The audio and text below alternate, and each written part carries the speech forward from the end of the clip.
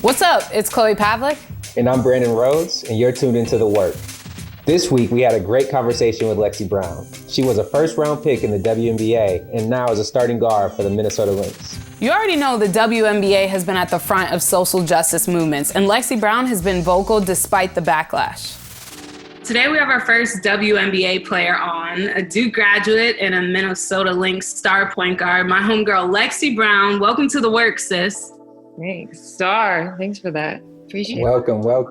You know, we go way back, so I had to hype you up. But so our staple question on this podcast is, when did you first realize that you were Black?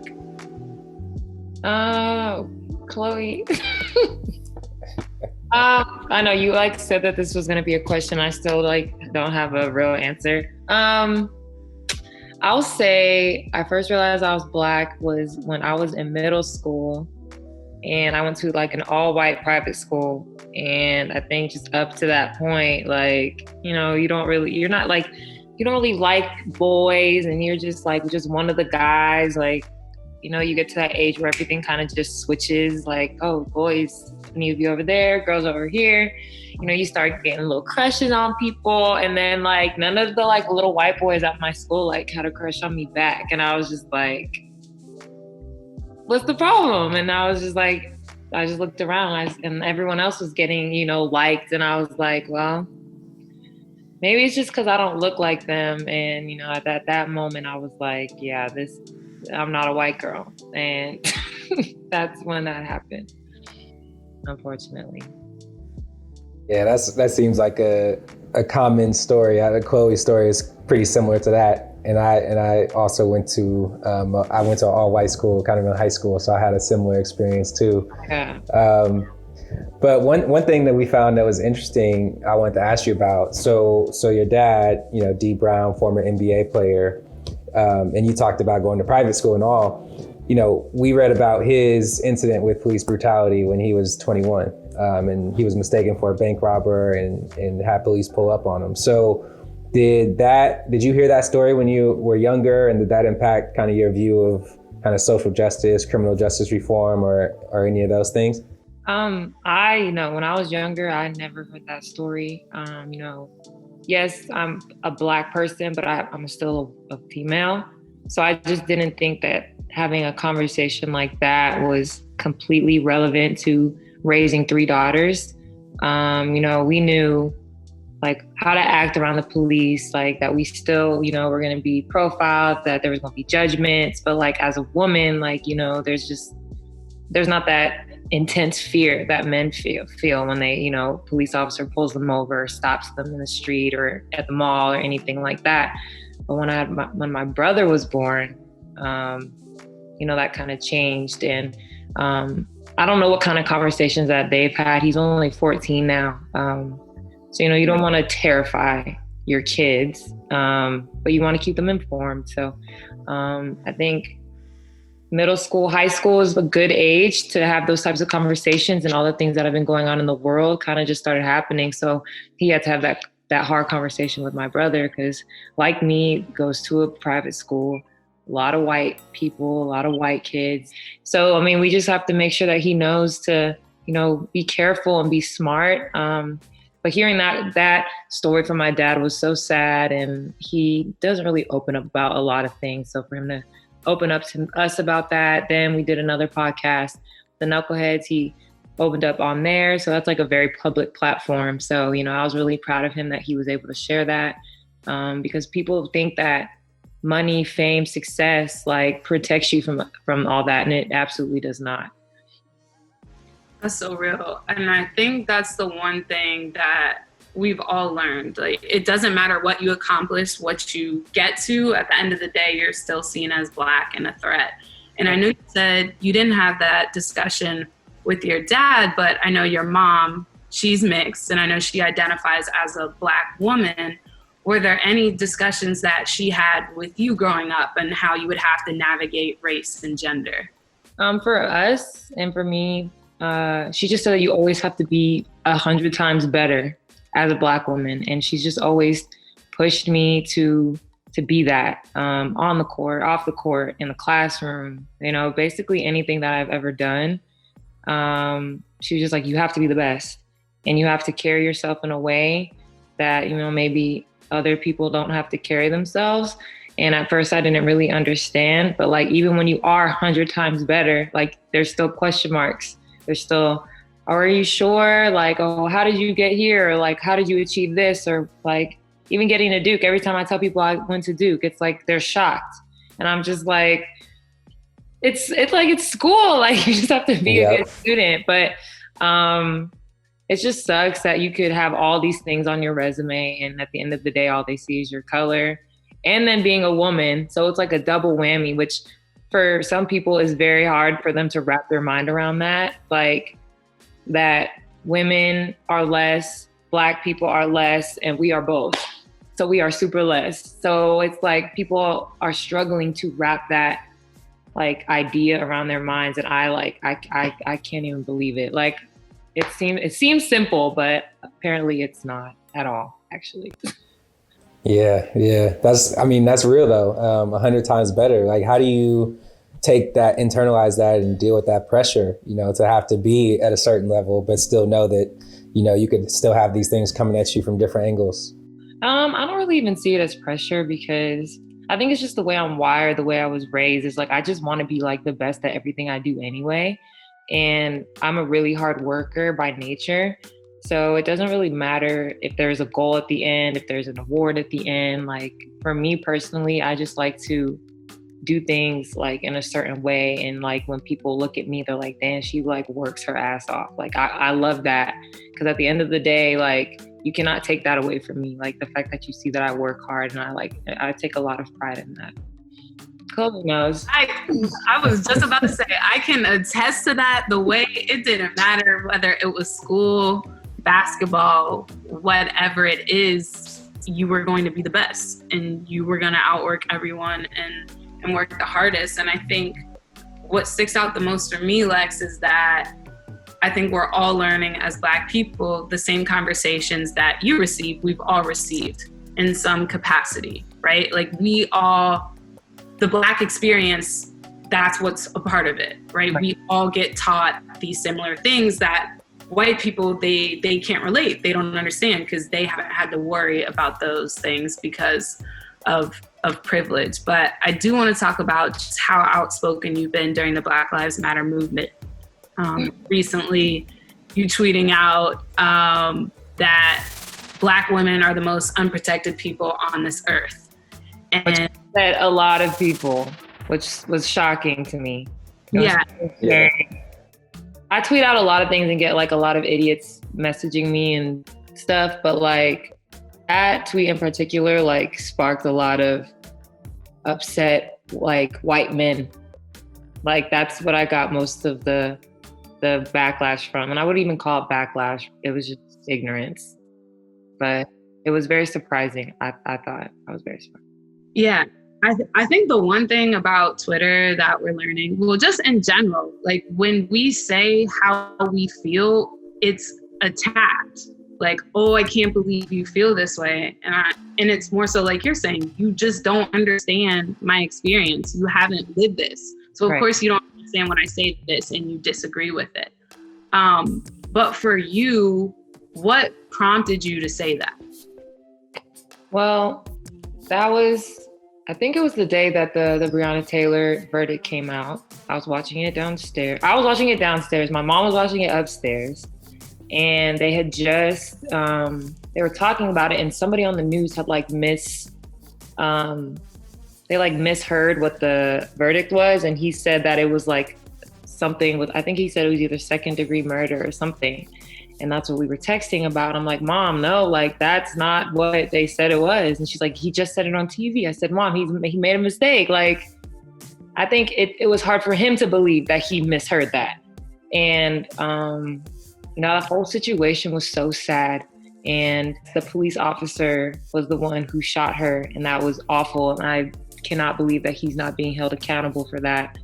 I mean, there's so many, I feel like they could have given him something. Like, there's so many things that he could have gotten in trouble for. And the fact that he got in trouble for shooting at the other apartment I think that's just like a slap in the face. So, you know, she wasn't protected by her man. She wasn't protected by the justice system. So who's going to protect Black women other than other Black women? That's what made me tweet that.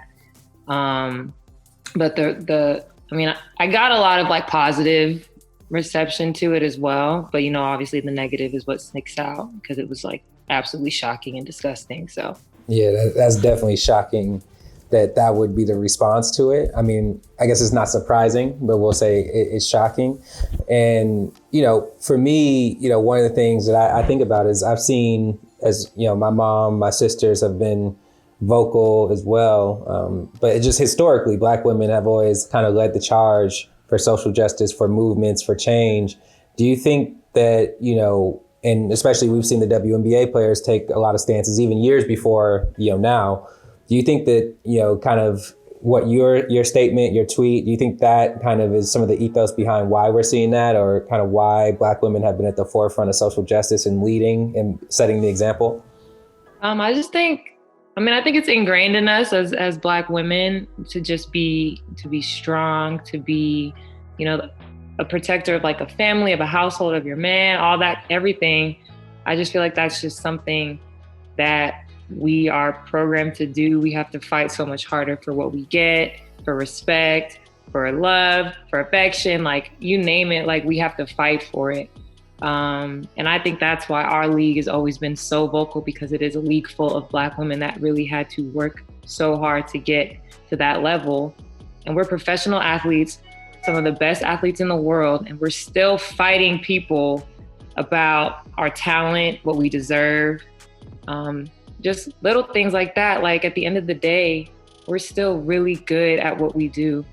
And it's all professions. It's not even just sports. And I feel like as a Black woman, like you can't just be good at something. It's like, well, what did you do to get to this level? Like it couldn't just been your hard work or your mind or anything like that. It's always what else? And it's very frustrating, but I've been seeing like just a lot of Black women just uniting together, which that's something that you haven't really seen often, is just Black women just flat out supporting other Black women. And I think that's something that we're missing in our community. It's getting better, I think. You know, just Black people in general supporting other Black people. I think that's something that we lack. But I think this last 6-7 months, you know, I think I've definitely seen improvement that part of our community. Yeah, I'm with you, Lex. I think that's the best part of the movement. I feel like we are, as Black women, we are all being seen by each other. Yes. And lifted up. And, you know, you probably have you have your own girl group, right? That is probably a circle of Black women who you pour into each other, whether that's, you know, about what just happened in your day, showing you love, gassing you up, all that. And it's something that we all need and is essential. And especially like when I think about the workforce, right? Because a lot of times, and even in school, right, you're not surrounded by that all the time. There's only certain times where it's like that. But when it is, it's just something that's so special.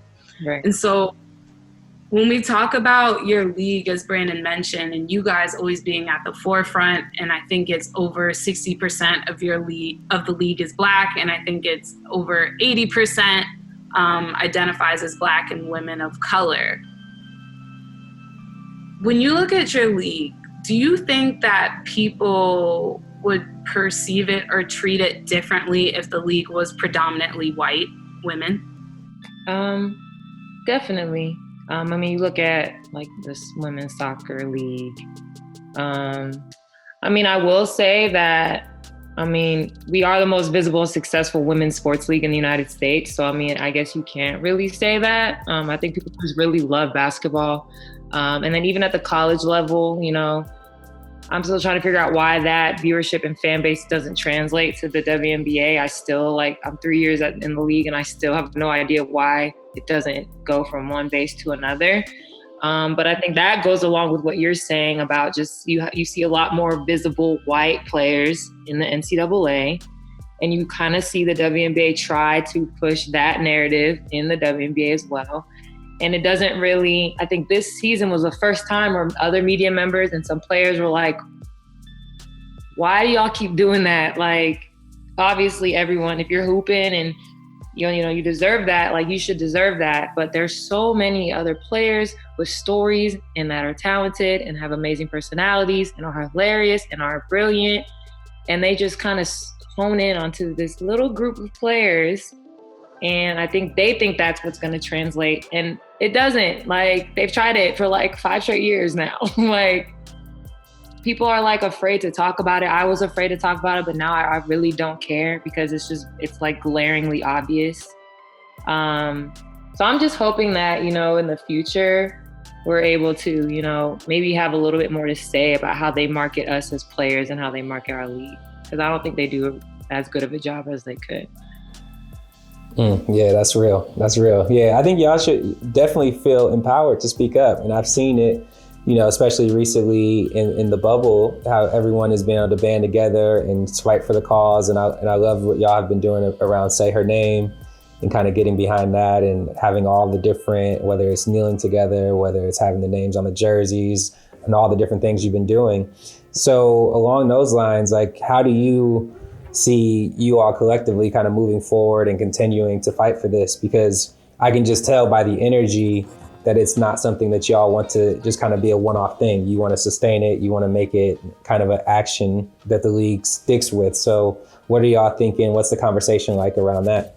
It's just hard for us because, so many players do go overseas for a long time. So, it's kind of hard to collectively do things. So that was like the one good thing about the bubble, is that this was the first time that we were all in the same place. We could all have, like, if something wasn't working, like when we decided to not play, like we all pulled up to the arena at the same time. Like, we were all just sitting there talking about it, and that's how that decision was made. And, in any other instance that would not be able to happen. You'd be in different states, different time zones, like it would have been a mess. So, things like that made it a lot easier. There's so many other initiatives that the WNBA is, interested in, and players feel passionately about. And that's what the thing I love about the WNBA is, like, they support, love, include everybody. So I don't see us moving forward strictly focusing on, Say Her Name and things like that. But I think that it now will become a very important part of the, like, league-wide initiatives, like, with breast cancer, Pride. I think Say Her Name should still be, a really important part of our league. But, that's a conversation for next season. If we even have a next season, are we going to be in a bubble again? Like, there's so many question marks. But, if they ask us if it's important for us to keep that initiative around in the league, I'm definitely going to say yes. And I hope that a lot of the other players agree. Well, Lex, thanks for joining us. Do you have anything else that you want to say to the people or that you want to talk about? Please go vote. Please. I know y'all seen that debate last night. It was a mess. I was like, is this real life? I had to leave. It's crazy. I stopped watching it. I couldn't watch it anymore. But, it's bigger than the presidency. I hope everyone understands that. He's just like the puppet of our country and all whatever messed up things are going on in, other politicians' areas and states and whatever. So we need to start paying attention, and we need more Black politicians. Say it louder. That's a fact. There's Big a part facts. that I'm like, why did I see why I don't want to be a politician, but it's important. Like, we need more representation. So it's stressful, it's hard, I understand, but we have to vote and fix this because it's a disaster. Thanks everyone for tuning into The Work. Don't forget to subscribe with all your favorite audio platforms. This week's work is getting involved with the Say Her Name campaign like Lexi, which brings awareness to the often invisible names and stories of Black women and girls who have been victimized by racist police violence. To support their families and volunteer, make sure you visit aapf.org.